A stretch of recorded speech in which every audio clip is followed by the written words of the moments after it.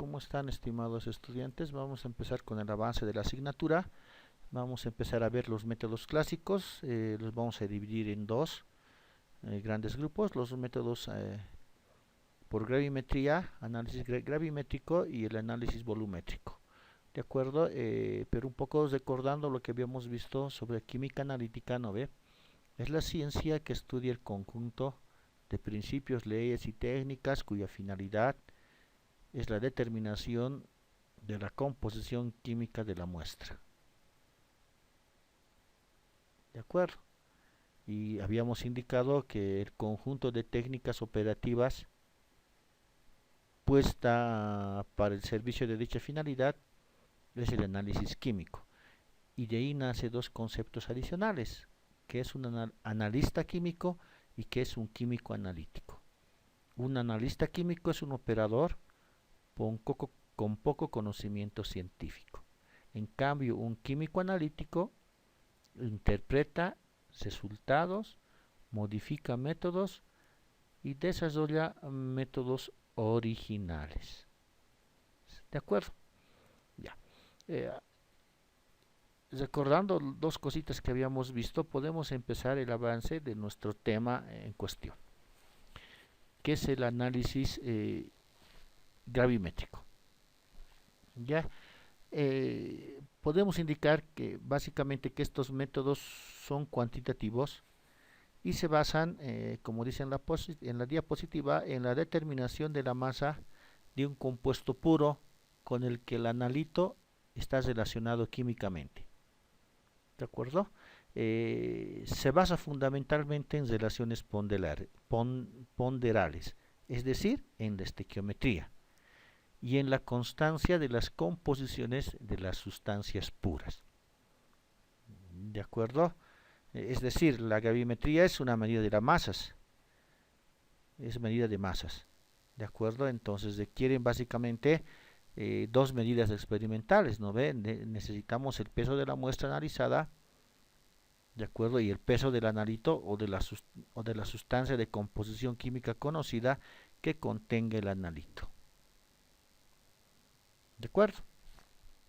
Ahora, los métodos gravimétricos se pueden dividir básicamente en métodos por los cuales se provoca la volatilización del compuesto que incluye el analito. Estos métodos se llaman métodos gravimétricos por volatilización. ¿De acuerdo? También tenemos los métodos en los cuales estamos formando o forzando, si quieren ustedes, ya la formación de un precipitado. Entonces, estamos en gravimetría por precipitación. Y finalmente tenemos los métodos en los cuales la masa de la sustancia que estamos buscando se deposita en electrodos, a los que se los conoce con el nombre de electrogravimetrías. ¿De acuerdo? Además podemos indicar, ¿de acuerdo?, que los requisitos para las determinaciones gravimétricas es que la sustancia que nosotros estamos deseando debe precipitar totalmente. ¿De acuerdo? El precipitado que se forme tiene que ser un compuesto estequiométrico y de composición conocida. Este precipitado formado tiene que ser puro y debe poderse filtrar con facilidad. Este es un gran inconveniente, porque muchas veces los precipitados presentan impurezas y son difíciles de filtrar.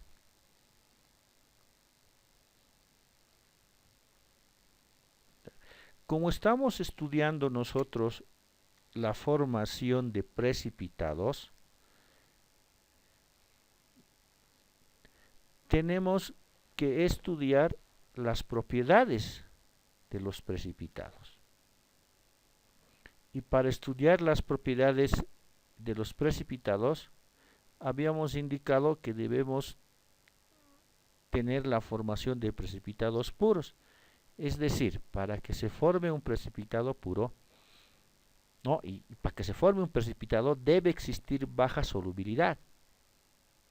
También hemos dicho que deben ser fácilmente filtrables. Se deben filtrar.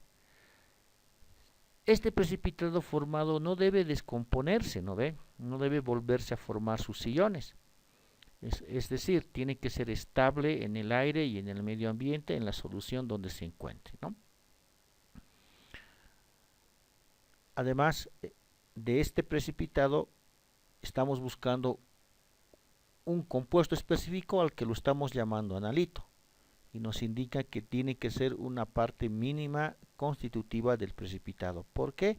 Porque los precipitados pueden contener impurezas o ser compuestos donde el analito es una parte del compuesto.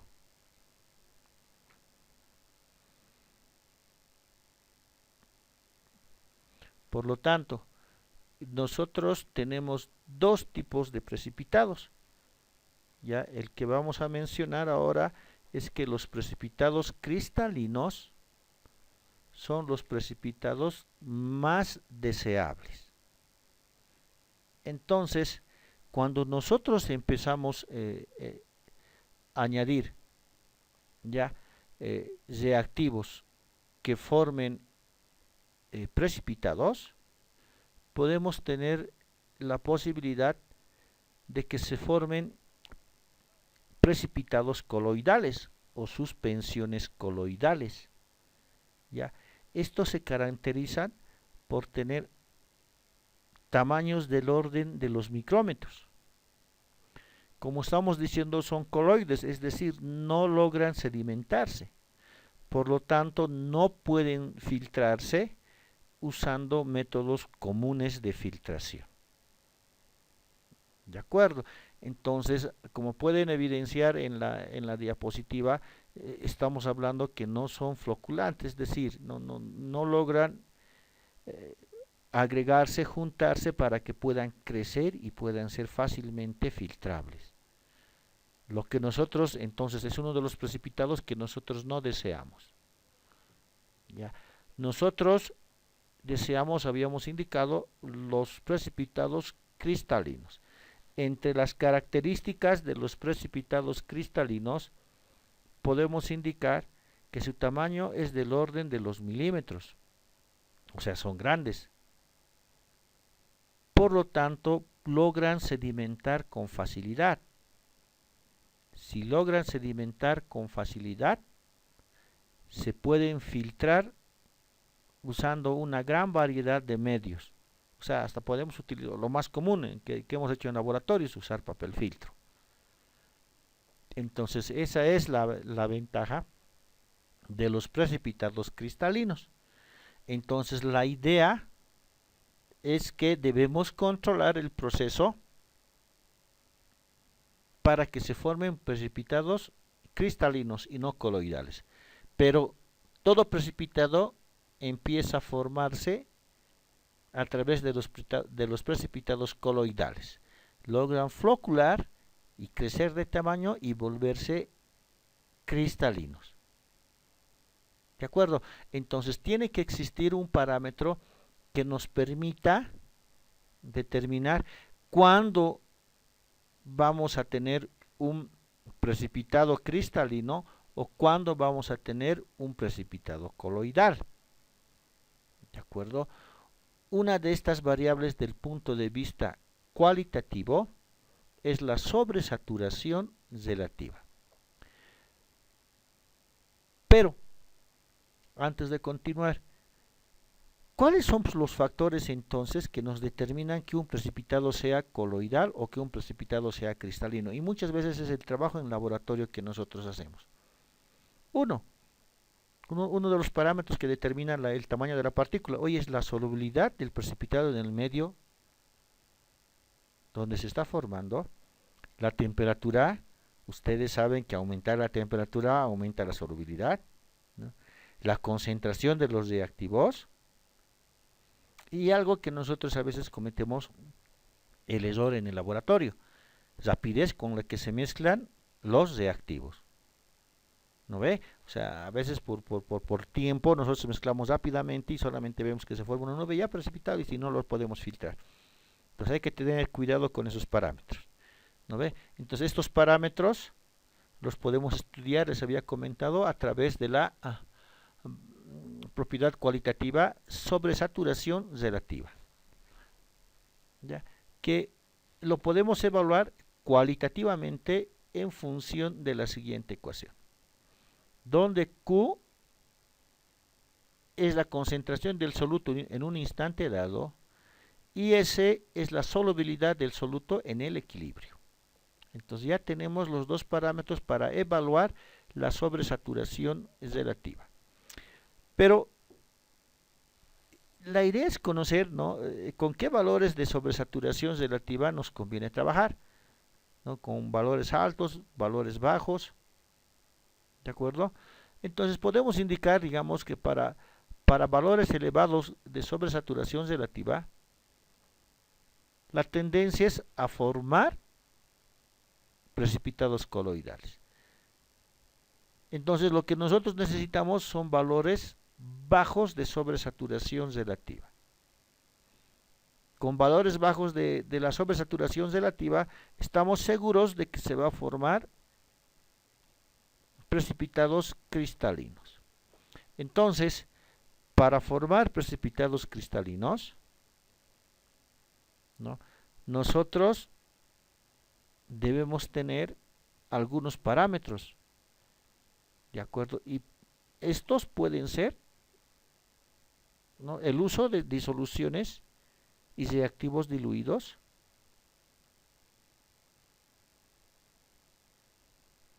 la adición de los reactivos se los debe realizar lentamente, debemos mantener agitada la disolución, por lo tanto debemos también calentar la disolución.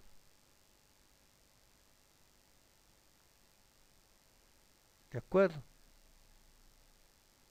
Entonces, uno de los problemas es que por las condiciones de operación que tenemos y por los KPS, ¿no?, muchas veces no es posible tener precipitados cristalinos, pero hay que tratar de operar adecuadamente nuestro material de laboratorio para que podamos darles condiciones y que nuestra sobresaturación relativa sea baja. ¿De acuerdo? Entonces, cuando se está formando el precipitado, yo les decía, siempre empieza con la formación de precipitados coloidales. Y las etapas por las que se forma un precipitado es primero la nucleación. ¿No ve? ¿Qué es la nucleación en esencia? ¿De acuerdo? Es la formación de partículas diminutas de precipitado. ¿Ya? ¿Por qué? Porque se están agrupando iones, átomos o moléculas después de que se ha llegado a una sobresaturación. Y es cuando estos átomos, iones, moléculas se unen. ¿De acuerdo? Este puede ser como dice en la diapositiva, este puede ser un proceso espontáneo o inducido. ¿De acuerdo? Entonces la primera etapa siempre es la nucleación. Luego tienen que crecer las partículas. Hoy el crecimiento cristalino.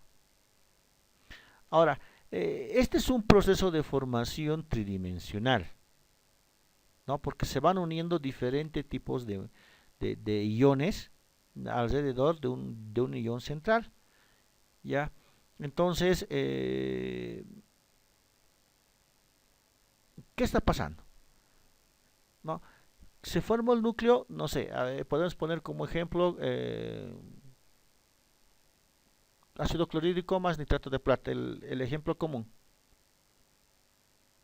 ¿De acuerdo? El ejemplo común. Entonces, yo tengo, mejor dicho, cloruro de sodio más nitrato de plata. Se forma cloruro de plata. ¿De acuerdo? Entonces yo tengo la primera unión, ¿no ve? Yo tengo el cloruro y sobre el cloruro está viniendo los iones plata alrededor. Sobre los iones plata alrededor están viniendo los cloruros. Sobre los cloruros están viniendo la plata. Entonces me está diciendo que esa nucleación inicialmente puede ser espontánea, en forma natural, o puede ser inducida. Es decir, adicionar algo para que se pueda formar el precipitado. Como se hace en la producción de azúcar, ¿no ve? ¿De acuerdo? Entonces podemos aclarar que cuando tenemos la espontánea se realiza por sí sola y cuando se realiza la inducida es debido a la adición de una sustancia adicional a la que se le conoce como la siembra de una partícula que puede ser una impureza, polvo, cristal, de acuerdo, o fragmentos de otro cristal de ese mismo tipo.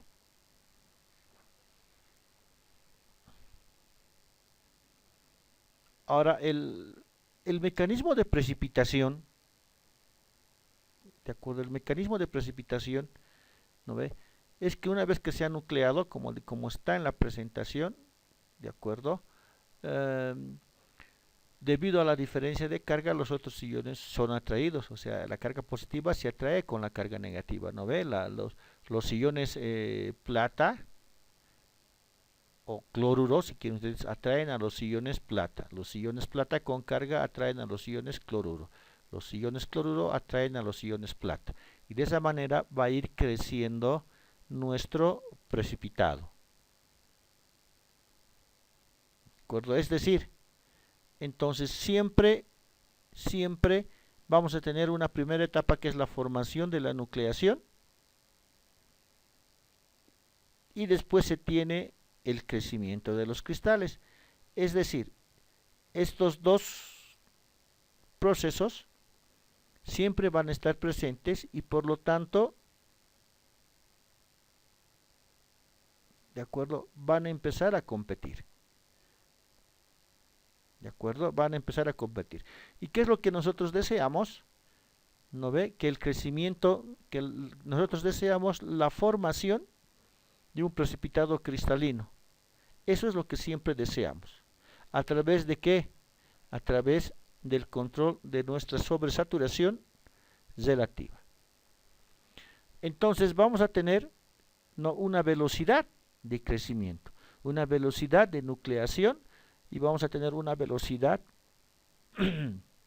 de crecimiento de los cristales, de los precipitados cristalinos. Entonces, lo que nosotros deseamos es una sobresaturación baja, ¿no ve? Para que tengamos la formación de un precipitado cristalino y no una sobresaturación alta para que nosotros tengamos una formación coloidal. O sea, nosotros al decir sobresaturación baja, ¿qué estoy viendo? ¿No ve? Que la velocidad de crecimiento de los cristales sea mayor a la velocidad de crecimiento de la nucleación.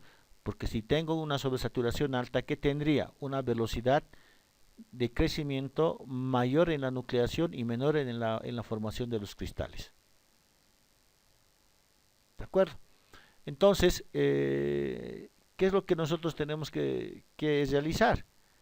¿No ve? Tenemos que tratar de que nuestra sobresaturación relativa tenga valores bajos. Entonces, vamos a ver esto en la próxima sesión, ¿de acuerdo? Hasta aquí, gracias.